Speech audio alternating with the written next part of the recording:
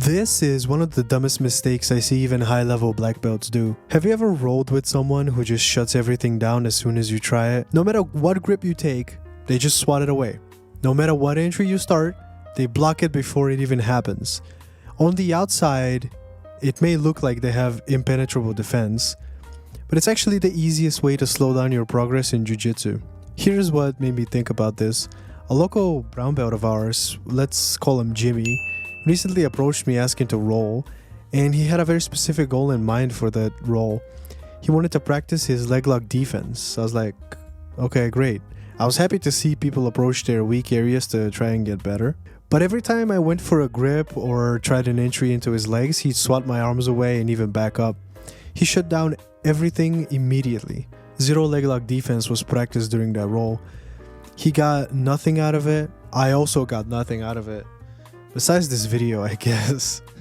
This is a common confusion I see people make. Mistaking preventing something with really defending something. They are connected, but not necessarily the same. If you watch someone like John Danaher, Gordon Ryan, Craig Jones, specifically their escape DVDs, you see that they separate escapes in 3 different categories: early stage, mid stage, and late stage escapes. Let's look at particular examples for a leg lock specifically. Early stage is usually before any type of position or control is established. You're preserving your posture and alignment and denying the grips or the entry. That's Jimmy's forte. Mid-stage defense is when they have the position, let's say cross ashi, standard ashi, 50-50, outside ashi, but you're not in a submission just yet.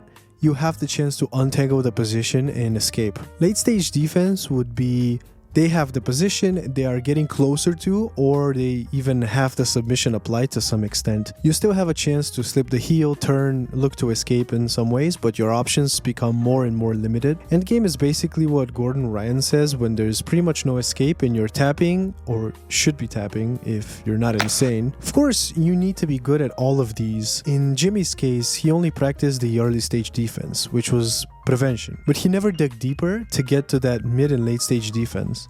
Here's the problem. If someone were to get it on his legs before he could prevent it, he would lack the mid and stage late defenses. Now maybe he knows what to do theoretically, but why not practice? Why deny yourself the XP progress for those particular areas? Especially after you say you want to practice leg lock escapes. I'll tell you why. Ego. You don't want to practice the end ranges because that's where you tap more frequently. To contrast this, let's look at someone like Garry Tonon!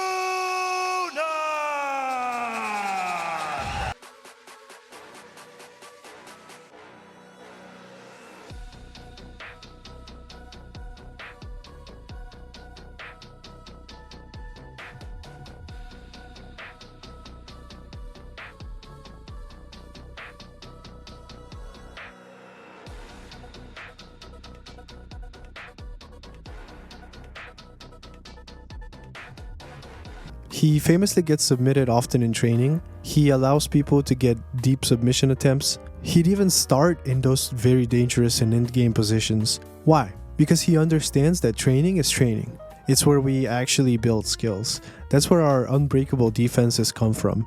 By being in those positions over and over, not by preventing them from even touching our legs. If you watch Garry Tonon compete, you will see that he's very confident in his escapes. He looks almost impossible to submit, unless you're Polish. He stays calm. How? He's been there thousands of times. Would Jimmy stay calm if a person got deeper into a leg entanglement? Maybe, maybe not. But I would say no. He would probably panic because he is so used to swatting attempts away before anything gets started. The lesson here is obvious. Don't confuse shutting things down with good defense. Don't be afraid to practice deeper defenses with safe training partners in the training room. If you really want to build good defense, which you should, whether it's leg lock defense, mount escapes, anything, you have to let your partner get there and do the actual work. Let me know in the comments if you've seen a Jimmy in your gym, or maybe you're the Jimmy of your gym. Are you playing it too safe? If you want more Jiu-Jitsu concepts like this, I'm talking about the real stuff that makes the high-level pros who they are, make sure to subscribe. Your challenge for the following training sessions is to not play it too safe and work on your mid and late stage defenses more. Whether you escape or you tap, you gain experience. Now get out there and train.